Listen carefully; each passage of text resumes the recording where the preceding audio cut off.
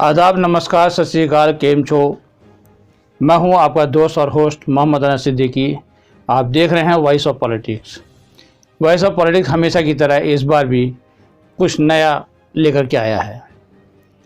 इस वीडियो में हम जानेंगे कि आखिर अन्य देवी देवताओं की तरह कुंती को क्यों नहीं मिला स्थान, कुंती ने अपने पुत्र से क्यों बनाई दूरी, अर्जुन का साथ कृष्ण जी ने क्यों दिया और कर्ण से क्यों बनाई दूरी।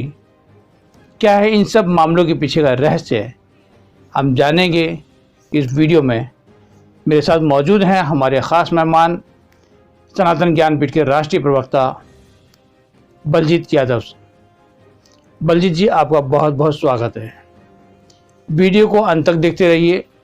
अगर आपको हमारी वीडियो पसंद आए तो लाइक करें, शेयर करें, सब्सक्राइब करें और नीचे कमेंट बॉक्स में कमेंट ज़रूर करें। आपका कमेंट हमारी ताकत है, आपके कमेंट से हमें हौसला मिलता है।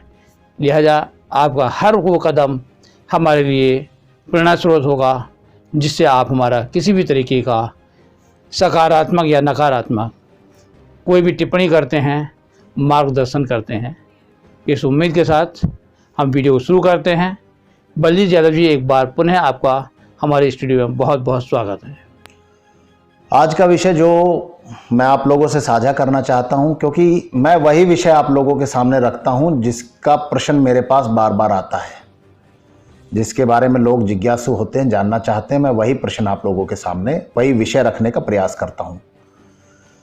बहुत सारे लोगों ने मुझसे ये प्रश्न किया कि कर्ण की व्यक्तिगत लड़ाई क्या थी अर्जुन के साथ, वो अर्जुन से इतनी घृणा क्यों करते थे। देखिए, आप महाभारत पहले पढ़िए और महाभारत पढ़ने के बाद फिर आपको विषय पता चलेगा, और नहीं है तो बहुत सारे साहित्य उपलब्ध है उनके ऊपर, वो पढ़ेंगे तो आपको पता चलेगा। कर्ण अर्जुन के ही बड़े भाई थे, कुंती के ही पुत्र थे बड़े। एक विषय मैं आप लोगों से अवश्य कहना चाहता हूं कि कभी भी जिज्ञासा में कोई कार्य नहीं करना चाहिए, केवल जिज्ञासावश। कुंती एक 16-17 साल की युवती जिसने एक ऋषि की सेवा की, और ऋषि ने उसको एक ऐसा मंत्र प्रदान किया कि जिससे वो किसी भी देवता का आह्वान करे तो वो देवता आपको ऐसे पुत्र की प्राप्ति कराएगा जो बहुत यशस्वी होगा, यानी पृथ्वी पर उनका राज होगा। कुंती ने जिज्ञासावश उस मंत्र का प्रयोग किया और नतीजा ये हुआ कि उनको अपयश से बचने के लिए अपनी ही संतान को छोड़ना पड़ा। लेकिन अपनी संतान पर उन्होंने पूरी निगरानी रखी थी कि वो कहाँ जा रहा है, किसके पास जा रहा है, पूरी निगरानी थी। और ये वो जानती थी कि वो अधिरथ जो सारथी थे उनके पास है। ऐसा नहीं था कि माँ ने अपने बच्चों को ऐसे ही बहा दिया। ये उनकी त्रुटि थी। उनको शायद मेरे हिसाब से समाज का सामना करना चाहिए था कि मुझसे भूल हुई है, लेकिन मैं अपनी संतान को नहीं छोड़ सकती। लेकिन उनके दंड का पूरा अपयश कर्ण के हिस्से में आया, जिनका इसमें कोई दोष नहीं था। इसीलिए शादी को हमारे यहाँ आवश्यक माना गया है, क्योंकि संतान उत्पत्ति के बाद उसके निर्वाह, उसके नाम का क्या होगा। विषय पर आते हैं। देखिए, अर्जुन से व्यक्तिगत घृणा इसलिए नहीं थी कि धनुर्धर होने के कारण थी। कारण इससे बिल्कुल जलन नहीं महसूस करते थे, ईर्ष्या नहीं करते थे कि अर्जुन को धनुर्धर क्यों मानते हैं, मुझे क्यों नहीं मानते हैं। अर्जुन के साथ सबसे बड़ा प्लस पॉइंट था भाग्य पक्ष और भगवान श्री कृष्ण का साथ। कर्ण के पास ऐसा कोई सपोर्ट नहीं था। आज आप कल्पना करिए कि कोई एक साधारण व्यक्ति कुछ बनना चाहे, कुछ खड़ा होना चाहे, तो क्या ये इतने बड़े लोग उस व्यक्ति को, हमारी फिल्म इंडस्ट्री को ले लीजिए, कि आपको वो आत्मसात नहीं कर सकते, क्योंकि आप बाहर से आए हैं, बहुत छोटे परिवार से आए हैं, उनको धनाढ्य चाहिए। तो यही स्थिति तब भी थी। कर्ण द्रौपदी स्वयंवर में जाते हैं, सबको पता है विषय, वहाँ पे अर्जुन ने जीता था। कर्ण भी ये प्रतियोगिता जीत सकते थे।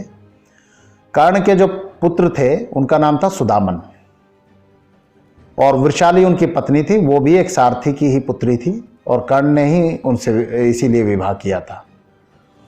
तो वृषाली और कर्ण की पत्नी के पुत्र सुदामन थे। तो वो अपने पिता से कहते हैं कि मुझे भी स्वयंवर में साथ जाना है, तो वो स्वयंवर में साथ चले जाते हैं। और जब स्वयंवर विजय के बाद पता चलता है कि भाई ये ब्राह्मण ने एक क्षत्रिय कन्या को जीत लिया है, तो वहां पर जो युद्ध की स्थिति उत्पन्न होती है, उस युद्ध की स्थिति में कर्ण को कहा जाता है कि तुम, क्योंकि धनुर्धर हो, ब्राह्मण जो अर्जुन वेश में था, तो अर्जुन ब्राह्मण के वेश में थे, क्षमा करिएगा, तो उसको तुम ललकारो।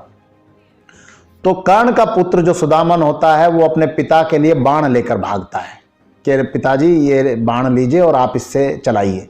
इतने में अर्जुन बाणों की बौछार इतनी तेजी से, क्योंकि इनकी क्षमता बड़ी तेज थी बाण चलाने की, एक बार में पलक झपकते ही ये 100 बाण चला सकते थे, यानी कुछ मिनटों में।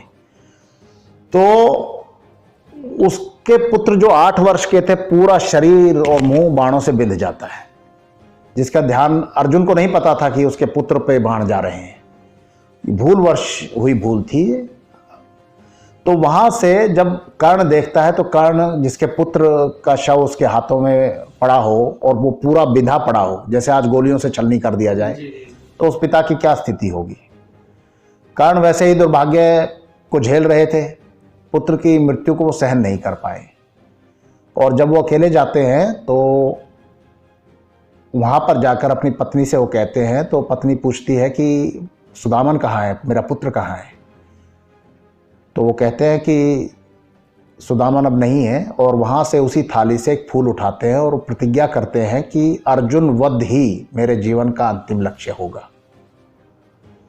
ये उनकी ईर्ष्या का मुख्य कारण था। क्षमा करिएगा, मैं थोड़ा भावुक हो रहा हूँ, इसलिए पिता पुत्र का विषय है, मैं क्षमा चाहता हूँ आप लोगों से। तो विषय ये था। धन्यवाद। चड्ढा साहब, गुड मॉर्निंग। अबे यार, रात भर नींद नहीं आती, सुबह ये सोने नहीं देता। चले? बहाने छोड़िए, ले आइए रिफ्रेश मैट्रेस। Sleep healthy.